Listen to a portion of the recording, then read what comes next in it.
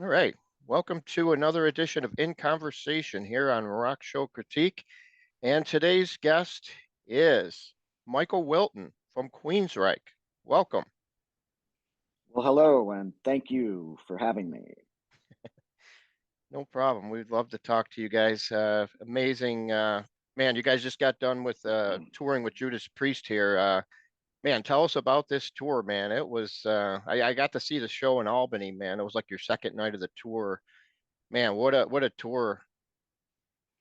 Yeah, I mean it was great, touring with Judas Priest this year.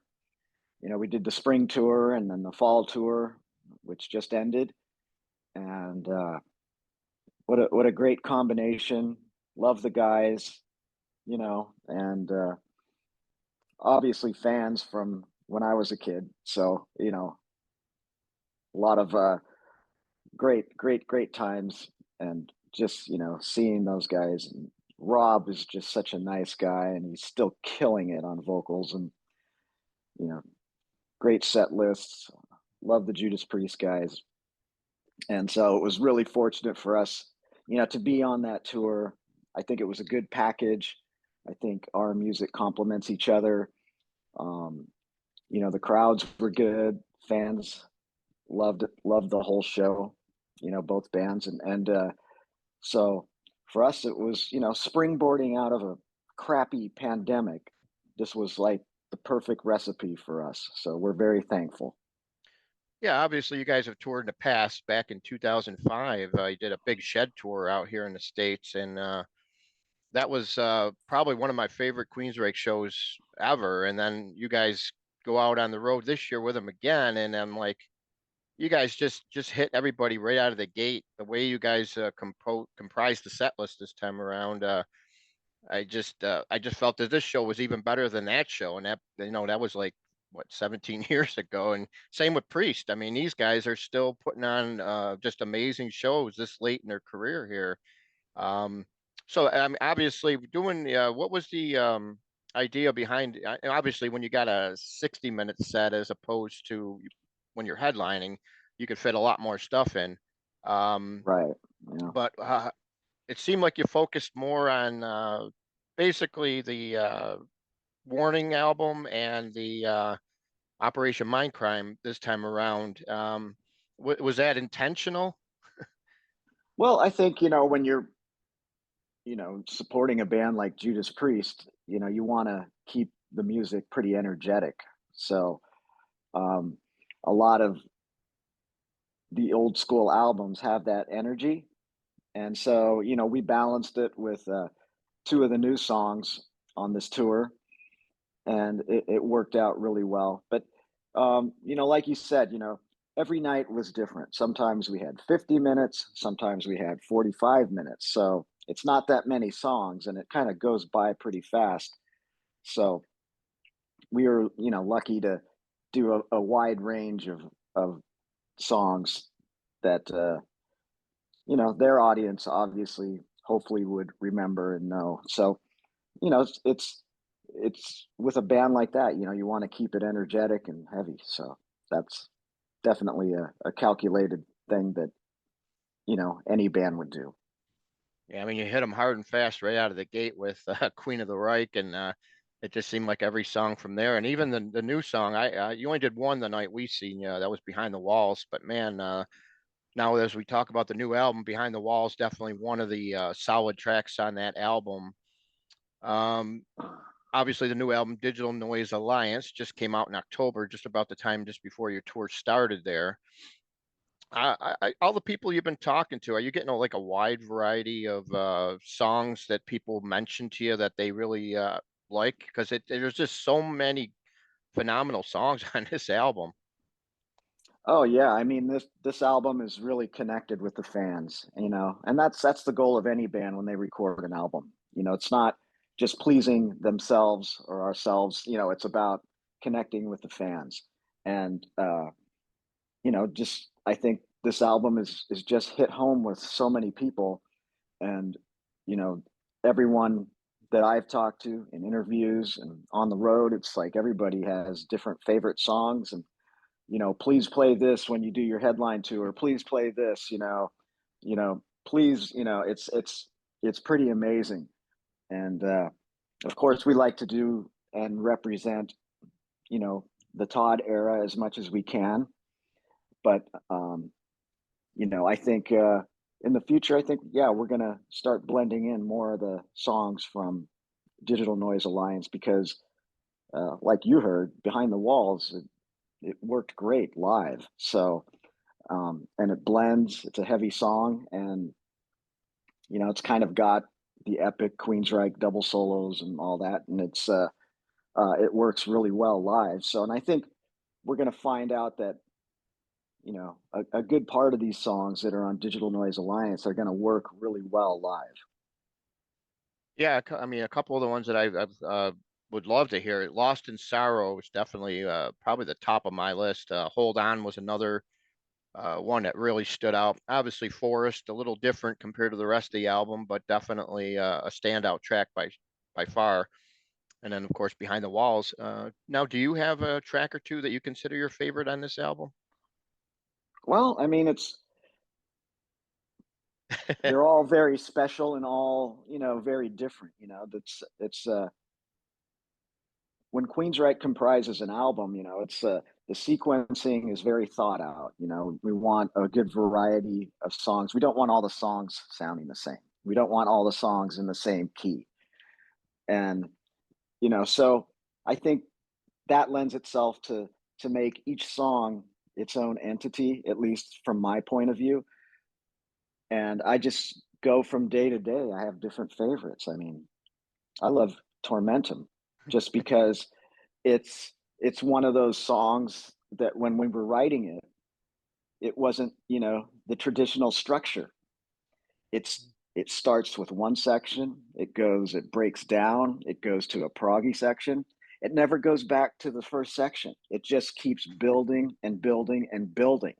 And it was something, that we haven't done. And it's just a mind blower when I think back when we were creating this and building it. It was like, wow, are we sure we want to put this on the album? But it's a lot of fans' favorite songs, and it's very interesting as from the point of view of a guitar player, because there's some proggy elements in it, and there's surprises, and you know the big awesome double solo at the end of the song that's very Queensrychean. Uh, it's one that I'm listening to a lot right now. Okay. Now, you guys did something a little different this time around for your writing process. Tell us about how you guys came about doing the writing process and the recording for the album. Sure. I mean, you know, obviously everybody knows 2020 was a crappy year. So for entertainment and especially for music, and basically the whole industry was stifled. So we came out of 2020 into 2021, and basically we uh, deemed safe to fly and to meet up with everybody in the band and to figure out how we were going to write this album. And um, we all flew down to Florida because it was nice weather in January. And, kind of like think tank meetings, just everybody bring their ideas and even with the producer Zeus, um, we just uh, all agreed that, you know, considering the situation, what we just came out of, and why don't we do this as a band so that everybody's in the room creating new music, new ideas, new improvised parts, on the spot recording. And, you know, in the past, we've always kind of written whole song formats and emailed them to everybody. And then, it just takes forever. With this process, it's kind of like, back in the early days when in the early 80s when we'd all get together and show everybody, our ideas, like DeGarmo and I would show each other's riffs, and the songs were built that, and we learned them back then, right? Because you didn't have internet, you didn't have cell phones, and we couldn't afford a nice computer back then. So um, that type of energy, I think, worked for this album. A lot of these songs were built from a single guitar riff, and when you have everybody, giving their opinions and ideas, um, it's very efficient because it's like I'm free form playing a guitar riff, and then Casey Grillo's on the electronic drum kit putting a drum beat to it, and Zeus is saying, uh, record that and let's archive it and let's try this and let's try that. And we would do that. We'd come up with, two or three ideas a day. And these meetings of 7 days, I think one was 10 days, when we would fly in and meet, we were on a roll. And, um, Zeus, our producer, had the idea of you know, bringing in my Marshall amplifiers from days gone by. We He asked me, he goes, "You still have all those Marshalls that you recorded the old albums with?" I go, "Yeah, Zeus, they're in my closet. I haven't played them in years." And he goes, "Why don't you bring them?" So we brought 6 Marshall heads and dialed them all in. Uh, my vintage pedals, and it was this fertile ground of creativity that had kind of this, I don't know, like a vintagey flavor in the creation of the songs. And uh, plus, for me as a guitar player, it was fun, to hear my old amps again. But that's kind of, I think, as a band, the energy and the chemistry that's comprised when everybody is in a room, as long as we're all kind of pretty much on the same page, right? It was amazing, and after like 4 of these meetings, we had probably 20 to 22 ideas, and, pretty much in song structure format. And Zeus, put the brakes on and told us, it's like, "Guys, we gotta pick 11 or 12 of these, and we gotta, get them ready to record." So I think for us, this way of writing this album, I think was, the right idea, the right situation. And again, coming out of such a crappy year, this was kind of what was needed for us. Now that you guys have done it this way, and it seems like the result has been phenomenal, is this something you're probably going to keep going forward, writing into the next album? Good question. I mean, I don't know. Certainly we know it works and it's efficient. And um, I think, as long as, we have fresh ideas and we can pull songs from a riff, I think that, uh, it's definitely a possibility. But as far as, the next recording, I can't even think what we're going to do next. Right, I've often wondered, like when we see your name as credited on a track, does that mean that you basically only handled the music, or do you actually partake in the lyric writing as well? I had little bits and pieces of lyric ideas, but yeah, I was mainly just the music. Um, and uh, it was very inspirational with Casey Grillo on the drums, recording on this album. He was so easy to work with, and sometimes I come up with some prog elements in my writing, and he's the kind of drummer that can make sense of it, and so I think However we do it, you know, it'll be a process. And I think it's, you know, it just makes sense. It's the whole passing songs and ideas through the internet and everything. It works, you know, but it's not the same. You know, Right. you need the human element. You need to, you know, the looks on everybody's faces when something happens, and it's like that's for me. That's the key. That's the gem. Right. So now you guys pretty much make albums every couple of years now, which is good because a lot of bands that have been around for as long as the amount of time that you have seemed to given up on making new albums, or they do them, you know, not frequently at all. So is that, you know, now that you got like four albums under your belt with Todd at the helm here, is that time for a live album? You know, we've considered that. We definitely have the catalog, um, you know, to do a live album. It's it's it's a lot of work. You know, it's a lot of going through the recordings and making sure that, you know, everything is right. You know, making sure every, you know, because we have songs from different places, right? And you've got to make sure they're cohesive, that the live aspects kind of match a little bit, and they're not too different. So it's, but you know, we've got a good arsenal of just Todd era songs that we could do now. So, and a lot of fans have really asked for that.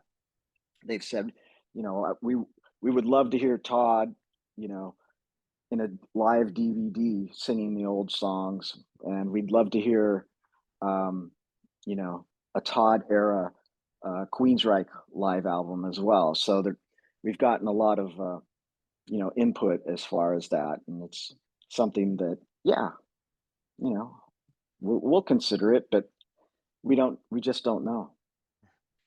Yeah, like you said, a lot of work there unless you now like when you guys did live at the Moor there, that was all pretty much from just one or two nights, basically. Right. Yeah. And when you have two nights at the same place, that's ideal, you know, because the room's sounds are, you know, congruent and cohesive. So, um, you know, for us, it's, you know, we pretty much play a different place every night. So it's a little tougher um, to pull that off. So, uh, but yeah, I mean, that's the optimum way to do it, is to have a few nights in the same place and record it. Yeah. All right, so now guys, you guys worked with Zeus now for the last three albums here. How did you guys all meet up with him, and how did he come on board to produce these albums? He's we met him, you know, back in the Condition Human uh, album recording, and you know, he's a fan of the band. But you know, as the industry started changing and uh, studios became really expensive and exclusive, you know, Zeus was a guy that offered kind of a mobile situation where he could just plug into any system and you know, make the musician, us, feel comfortable in recording. And that was a big bonus point, you know, other than, you know, he's worked on some albums that that we really liked. But you know, immediately came in, and he's a cool guy. You know, he makes you feel really uh, confident, and but also, you know, he really pushes you to get the best performances. But yeah, he's, you know, now after doing this album, it's there's such a, I guess, a musical trust factor that we have. You know, like if he has an idea or an opinion or something, it's, you know, it's totally valid. And uh, if I'm jamming on a guitar part and he hears something different, I totally trust him. You know, with my music, and I think, that he is, uh, a valuable asset for us just because we all work together as, a cohesive team. Yeah. So also, obviously, Mike Stone has been back now for a little while, but man, I'll tell you, I'm so glad to see him come back because it seems like once he came back, seems like you guys rejuvenated a little bit more there. Tell us what it's like playing with Mike and about how you guys decided to bring him back. Yeah. Well, after, Parker Lundgren decided to retire, um, we were put in that position, and we didn't want to, go the audition route. And um, so Eddie Jackson called Mike, and Mike said, "Hey, I'm not doing anything. I'll help you guys out," because we needed him to come in and do some live shows, and he already knew the basics of a good portion of the catalog from his past dealings with the band. Mhm. And so now it's come to a point, and he's actually on Digital Noise Alliance. He played and recorded guitars on some of the songs, and he and I wrote double solos together. So uh, it's been great having Mike back, and he's um, a talented guitar player and an easy guy to get around with. So yeah, we're all really happy right now, and the band is really clicking live. I mean, it's really blowing a lot of people away. So we're happy. Yeah, that's an understatement after seeing you guys on this past tour.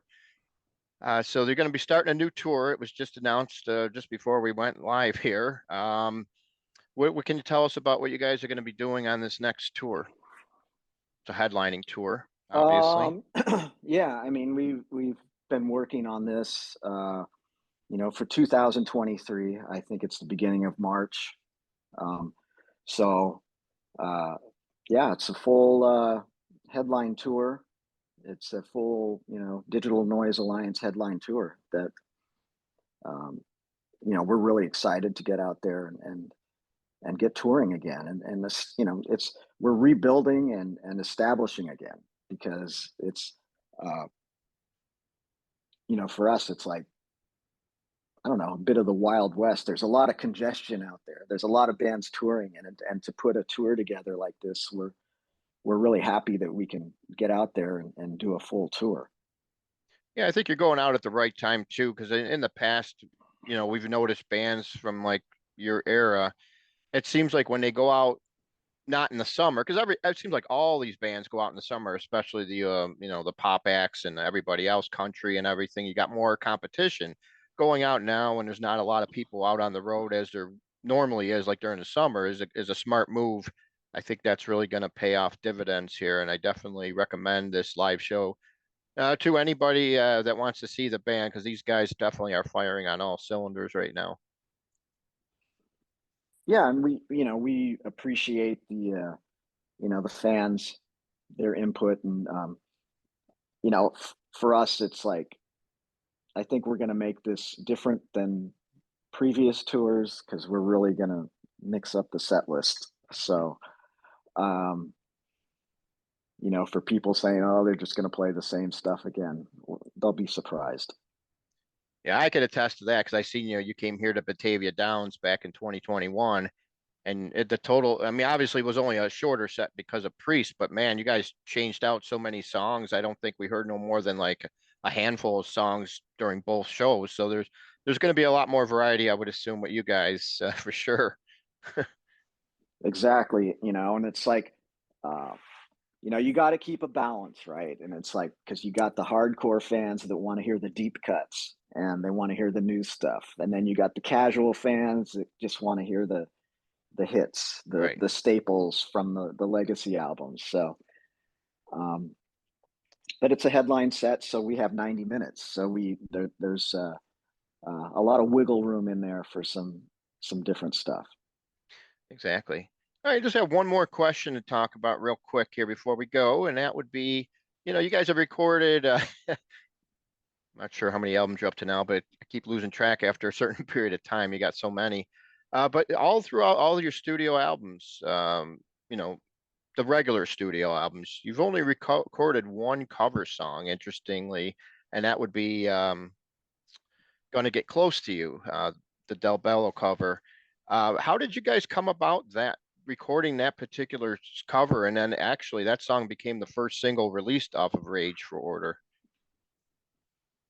Yeah, I mean, back then, we were looking for ways to, get our identity and everything. And then that Rage for Order album had a lot of, dark flavor to it, and I think our spin on it is kind of, um, it's unique, and it was really a great video as well. And, Yep. a lot of people just like the aspect of that, the whole vampire thing, the whole darkness. And um, it's a song that we made as Queensrychian as possible, because it's not as progressive as like our normal stuff, but it's still a great song, and so many people love that rendition that we did.